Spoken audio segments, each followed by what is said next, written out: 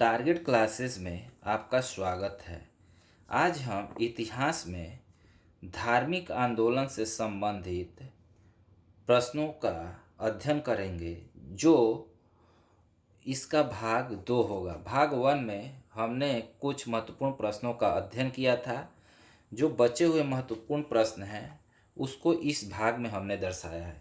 चलिए आगे अध्ययन करते हैं। बुद्ध ने अपना प्रथम उपदेश सारनाथ के हिरण्यपार्क में दिया था। यानी बुद्ध ने अपना प्रथम उपदेश कहाँ दिया था? सारनाथ के हिरण्यपार्क में दिया था। बौद्ध धर्म के त्रिरत्न बुद्ध, संघ और धम्म था।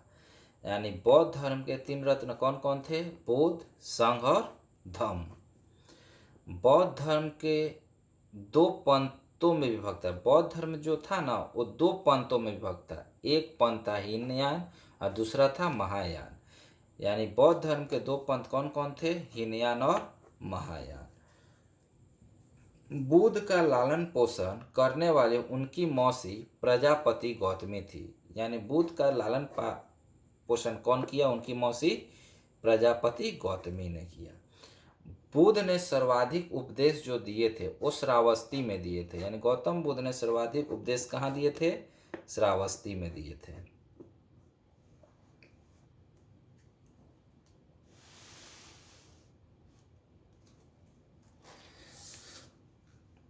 बौद्ध धर्म का प्रचार पाली भाषा में किया गया। यानी बौद्ध धर्म का प्रचार किस भाषा में किया गया? पाली भाषा में किया गया। प्रथम बौद्ध संगति जो हुआ था वो 483 ईसा पूर्व राजगृह में हुआ था। कब हुआ था प्रथम बौद्ध संगति? 483 ईसा पूर्व राजगृह में हुआ था। और तृतीय बौद्ध संगति कब हुआ था? 255 ईसा पूर्व में पाटलिपुत्रा में हुआ था। तृतीय कब हुआ था? 255 ईसा पूर्व पाटलिपुत्रा में। ये दोनों ही महत्वपूर्ण है परीक्षा की दृष्टि से। बौद्ध धर्म में शामिल करने की जो उम्र थी वो 15 साल से ऊपर थी। यानी जिनकी उम्र 15 साल से ऊपर होगी उन्हीं को बौद्ध धर्म में शामिल किया जाता था। विक्रमशिला विश्वविद्यालय की स्थापना धर्मपाल ने किया था। यानी विक्रमशिला विश्वविद्यालय की स्थापना किन्होंने किया था? धर्मपाल ने किया था। मठ, मंदिर, स्तूप जो संबंधित है वो बौद्ध धर्म से संबंधित है। यानी मठ, मंदिर और स्तूप किससे संबंधित है? बौद्ध धर्म से संबंधित है।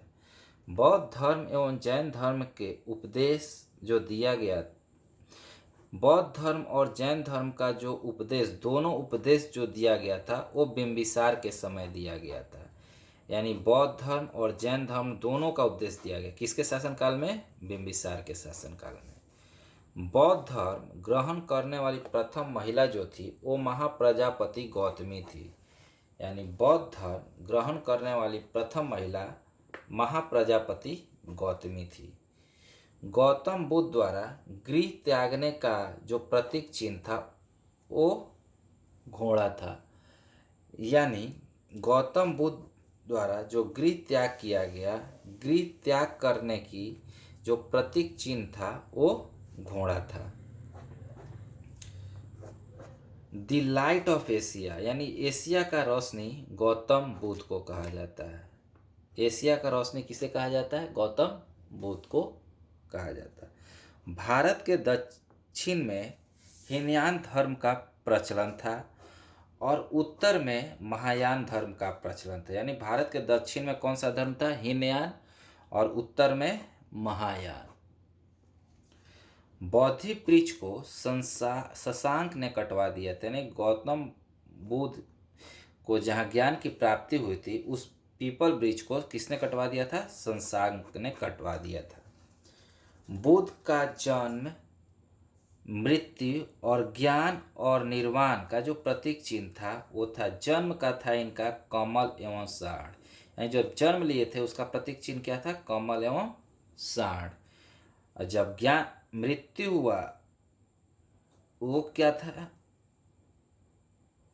मृत्यु जो हुआ वो स्तूप था, और ज्ञान जो मिला वो बोधि वृक्ष के नीचे मिला था, और निर्वाण जो हुआ था वो पद चिन्ह। यानी जो जन्म हुआ था ना वो कमल एवं साढ़ के, मृत्यु के लिए था स्तूप, ज्ञान के लिए था पीपल का बोधि वृक्ष, और निर्वाण का जो था वो पद चिन्ह था। ठीक है, यानी ज्ञान के लिए बोधि वृक्ष, ज्ञान के लिए पीपल बोधि वृक्ष, और मृत्यु का स्तूप हो जाएगा।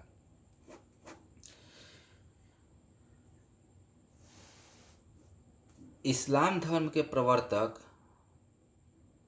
हजरत मोहम्मद थे। इस्लाम धर्म के प्रवर्तक कौन थे? हजरत मोहम्मद थे।